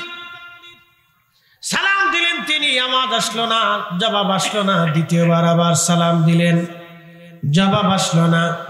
তৃতীয়বার সালাম দিলেন, জবাব হলো না। হযরত আলী চিন্তা করলেন, হায় হায় সর্বনাশ, হযরত আবু বকর বুঝি অন্যায় করে ফেলছে, ফিরে আসবেন। ঠিক এমন সময় রওজা থেকে হযরত আলীর কাছে মেসেজ আসলো, আদখিলিল হাবিবা মাআল হাবিবে মাআল হাবিবে মুশতাকুন। বন্ধু বন্ধুকে বন্ধুর কাছে রেখে দাও, বন্ধুকে বন্ধুর কাছে রেখে দাও, বন্ধুকে বন্ধুর কাছে রেখে দাও, সাথীকে সাথীর কাছে রাখো। কারণ আবু বকর হিজরতের সাথী, কঠিন বিপদের সাথী, জিহাদের সাথী, পথ চলার সাথী, মসজিদে নববীর সাথী, খাবারের সাথী। আদখিলিল হাবিবা মাল হাবিবি ফাইনাল হাবিবা মাল হাবিবি মুশতাকুন। বন্ধুকে বন্ধুর কাছে রাখো, কেন না বন্ধু বন্ধুর জন্য আগ্রহী হয়ে আছে। বলবেন না ইয়া রাসূলুল্লাহ? চিৎকার মেরে বলেন আল্লাহু আকবার। হ্যাঁ, সাহাবীদের প্রেমের নিদর্শন কত সুন্দর, দরবারে মুস্তাফার ইশকে রাসূল কত চমৎকার ছিল তাদের, ইশকে রাসূলের নমুনা কত সুন্দর ছিল তাদের। হযরত আবু বকরকে দাফন করা হলো, পাশে আরেকটু জায়গা রাখা হলো আম্মা জান আয়েশা সিদ্দিকার জন্য। তিনি বলেন, এই জায়গাটুকু আমার জন্য বরাদ্দ, আমি নবীর কাছেই থাকতে চাই। আম্মা জান নিজের জন্য জায়গা বরাদ্দ করলেন। হযরত ওমর রাদিয়াল্লাহু আনহুর পেটের মধ্যে ছুরি মারা হলো। ছুরি মারার কারণে পেটের ভিতর থেকে ভুঁড়িগুলি বের হয়ে আসলো, কাপড় দিয়ে পেঁচিয়ে রাখা হয়েছে। তখন তোর অপারেশন ছিল না, রক্তক্ষরণ হলো 3 দিন। হযরত ওমর দুর্বল হয়ে গেলেন। ছেলে আব্দুল্লাহ ইবনে ওমরকে ডাক দিয়ে বলেন, বেটারে, ছেলে আমার আব্দুল্লাহ ইবনে ওমর রাদিয়াল্লাহু আনহু নবীর সাহাবী ছিলেন, অনেক বড় মুহাদ্দিস এবং মুফতি সাহাবী ছিলেন তিনি। আব্দুল্লাহ ইবনে ওমরকে বললেন, ছেলে আমার তো সময় শেষ, আমি শহীদ হতে চলেছি, তুমি একটু আম্মা জানের কাছে যাও, উম্মাহাতুল মুমিনিন আয়েশা সিদ্দিকা রাদিয়াল্লাহু আনহার কাছে যাও। ছেলে আমার, আম্মা জানের কাছে দাঁড়াইয়া তুমি বলবা, খাত্তাবের বেটা ওমর আপনাকে সালাম দিয়েছেন, খাত্তাবের বেটা ওমর আপনাকে সালাম দিয়েছেন এবং আপনার খেদমতে ওই জায়গাটুকু নবীজির কদমে ভিক্ষা চেয়েছেন, যেই জায়গাটুকু আপনি আপনার নিজের জন্য বরাদ্দ করেছেন, ও জায়গাটুকু হযরত ওমর আপনার কাছে ভিক্ষা চায়। সাবধান বেটা, ছেলে আমার, আম্মা জানের কাছে দাঁড়ায় কিন্তু বলবি না খলিফাতুল মুসলিমিন, এই শব্দ কিন্তু উচ্চারণ করবি না, বলবি খাত্তাবের বেটা ওমর। আপনাকে বুঝাইতে পারবো না যে দরবারে মুস্তফার আদব ছিল কত তাদের। ইশকে রাসূল শব্দ চয়নে কিভাবে শব্দ চয়ন করতে হবে, সাহাবীরা এতটা আদব ছিল, আপনাকে আমি বুঝাইতে পারবো না। আপনি বুঝতেছেন আম্মা জানের খেদমতে হযরত ওমরের মতো খলিফা বলতেছেন যে বলবি বেটা, কখনো বলবি না খলিফাতুল মুসলিমিন, সাবধান, বলবি খাত্তাবের বেটা ওমর আপনার কদম। রাসূল করিমের পাশেই যে জায়গাটুকু আপনি বরাদ্দ করেছিলেন এটা আপনার কাছে ভিক্ষা চাইতেছে। একসাথে বলবেন না মারহাবা, আর জোরে বলবেন মারহাবা। ইশকে রাসূল, হে রাসূল তোমায় ভালোবাসি, অন্তরে শুধু মুখে নয়, জান্নাতের আশায় নয় হে রাসূল, জাহান্নাম কেউ ডরি না। তোমায় পারাশই মন ছুটে যায় মদিনায়, তোমায় পারাশই মন ছুটে যায় মদিনায়, এ আশিক দিদার দাও না, আর দূরে থাকিও না, এ আশিক দিদার দাও না, আর দূরে থাকিও না। আম্মা জানের দরজার পাশে দাঁড়িয়ে গেলেন হযরত আব্দুল্লাহ ইবনে ওমর, সালাম আরজ করে দাঁড়িয়ে দাঁড়িয়ে কাঁদতে লাগলেন। হযরত আম্মা জান আয়েশা বললেন, ও আব্দুল্লাহ কাঁদো কেন? বলে আম্মা জান আমার আব্বা জান আপনার খেদমতে আমাকে পাঠিয়েছেন, বলেছেন খাত্তাবের বেটা ওমর আপনি আম্মা জানের কাছে একটু জায়গা বরাদ্দ চায়, ভিক্ষা চায়, যে জায়গাটুকুন আপনি আল্লাহর মেহবুবের কদমের পাশে আপনার নিজের জন্য বরাদ্দ রেখেছিলেন, আপনি যদি ইজাজত দেন তাহলে খাত্তাবের বেটা ওমর ওইখানে আপনার নিজের জন্য কবর দেখতে চায়, আপনি যদি অনুমতি দেন, যদি জায়গাটুকু ওমরের জন্য ভিক্ষা দেন, বরাদ্দ দেন। হযরত আম্মা জান কেঁদে ফেললেন, আহা নিজের জন্য যে জায়গাটুকুন রেখেছিলাম ঠিক আছে, আমি হযরত ওমরের জন্য এই জায়গাটুকুন আমি আমার নিজের জায়গাটুকুন ওমরকে দিয়ে দিলাম। কত বিনয়ে, কত বিনয়ে খলিফাতুল মুসলিমিন আম্মা জানের কাছে বিনয়ের সাথে জায়গা ভিক্ষা চেয়েছে। ছেলেকে পাঠায় বলতে সাবধান খলিফাতুল মুসলিমিন বলবি না, সাবধান খলিফাতুল মুসলিমিনের পরিচয় দিবি না, বলবি খাত্তাবের বেটা ওমর আপনার খেদমতে জায়গাটুকু ভিক্ষা চাইতেছে, যদি আপনি অনুমতি দেন। বুঝতে পারছেন এটা দরবারে মুস্তফার আদব। প্রত্যেক সাহাবী এইভাবে রাসূল করিম সাল্লাল্লাহু আলাইহি সাল্লামকে ভালোবাসতেন, হৃদয়ের গভীর থেকে তাকে তাজিম করতেন, তাজিম করতেন, ভয় পাইতেন,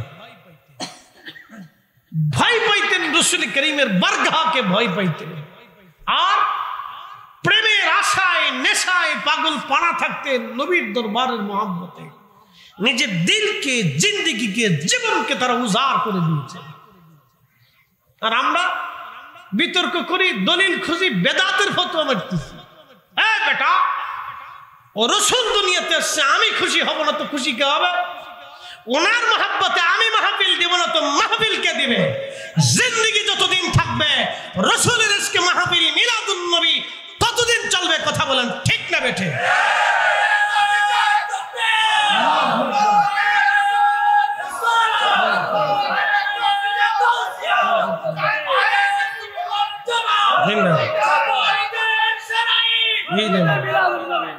আল্লাহ কবুল করুক বলেন।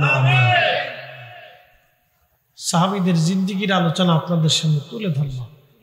এভাবে তারা মহাব্বত করতেন। প্রত্যেকজন সাহাবী এইভাবে ভালোবাসতেন। মেজবানে রাসূল হযরত আইয়ুব আনসারী রাদিয়াল্লাহু আনহু মাঝে মধ্যে সে নবীজির রওজা শরীফের সামনে বসে থাকতেন, জিয়ারত করতেন, রওজা শরীফের সাথে হেলান দিয়ে বসে থাকতেন। তো মারওয়ান ইবনে হাকাম একদিন দেখে বললেন, এ বেটা, তুমি কি করতেছো জানো? তুমি শিরক করতেছো। মারওয়ান ইবনে হাকাম, তো মারওয়ান ইবনে হাকামের দল এখনো আছে। কি কথা কর না কেন? আসতে বলেন কেন? জোরে বলেন। মারওয়ান ইবনে হাকামের দল এখনো আছে। সাহাবীকে ধমক দিচ্ছে মারওয়ান ইবনে হাকাম, দুশমনের রাসূল। আল্লাহর বান্দা, কি করো তুমি জানো? তুমি শিরক করতেছো। তখন হযরতে আইয়ুব আনসারী রাদিয়াল্লাহু আনহু ফিরে তাকায়। তখন মারওয়ান ইবনে হাকাম দেখে, হাই হ্যাঁ, এ তো সাধারণ সাহাবী না, মেজবানে রাসূল, যাদের কথা তাওরাতে, জবুরে, ইনজিলে লেখা আছে, যাদের মেহমানদারির কথা কিতাবে লেখা আছে, তিনি বসে আছেন।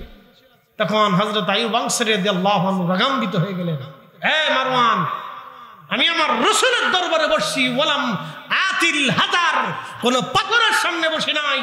আমি নবীর সামনে বসেছি, আমি কোন পাথরের সামনে বসি নাই।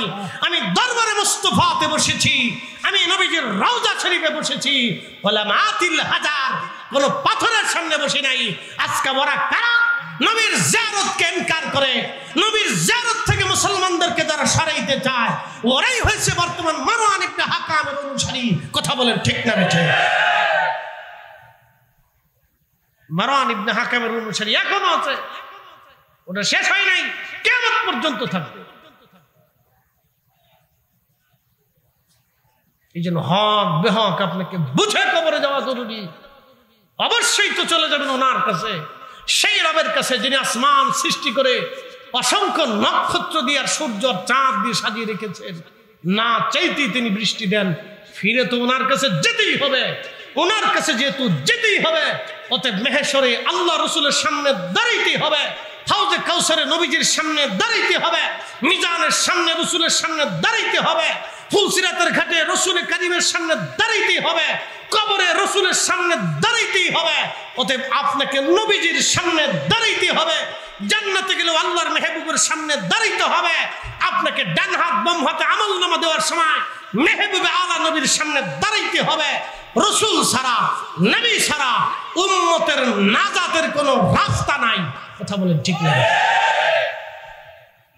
আপনি কি দলিল দিবেন আমাকে মাহফিল বন্ধ করার জন্য? আপনারও সাতার দলিল আমাদের দেখার সময় নেই। আপনারও সাতার বেদাতের তফকা আমার দেখার সময় নেই।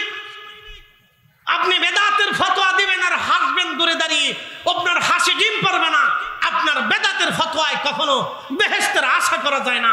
দরবারে মুস্তাফার মহব্বতের মাহফিলে আমরা আসবো, বসবো, শুনবো, দিব, অর্থ খরচ করব, জান খরচ করব, মাল খরচ করব, সময় ব্যয় করব, জিন্দেগি খরচ করব। কথা বলেন ঠিক না? এর চেয়ে বড় বুলন্দ নসিব জীবনের কি হতে পারে?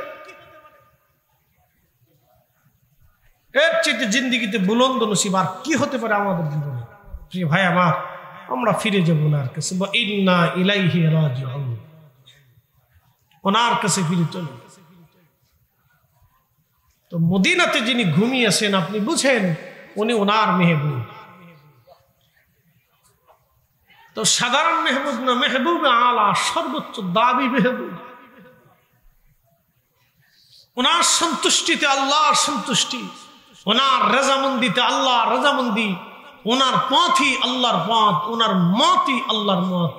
মাইয়ুতির রাসূল ফাকাদ আতা আল্লাহ। ওনার ইত্তেবাই, কোরআন বলতেছে আল্লাহর ইত্তেবা, ওনার ইত্তেবাই আল্লাহর ইত্তেবা, ওনার রেজামন্দি আল্লাহর রেজামন্দি, ওনার দলই আল্লাহর দল, ওনার মতই আল্লাহর মত, ওনার পথই আল্লাহর পথ, ওনার সুন্নতি আল্লাহর সুন্নত, ওনার দেখানো রাস্তাই আল্লাহর রাস্তা, ওনার জিন্দেগি আল্লাহর দেওয়া জিন্দেগি, ওনার জন্য জীবন দেওয়া, আল্লাহর জন্য জীবন দেওয়া, ওনাকে ভালোবাসা, আল্লাহকে ভালোবাসা, ওনাকে তাজিম করা, আল্লাহকে তাজিম করা, ওনাকে খুশি করা, আল্লাহকে খুশি করা। দরবারে মুস্তাফার গোলামি আল্লাহর গোলামি। কথা বলেন ঠিক কিনা? হিসাব সহজ, বরাবর স্কয়ার প্লাস বি স্কয়ার। না আপনি অঙ্ক পারেন না, আমার দোষ কিসে? আপনি বুঝেন না তো আমার দোষ কিসে? বেদাতির ফতোয়া দিবেন আপনি, আর আমি চোখ বুঝে মেনে নেব।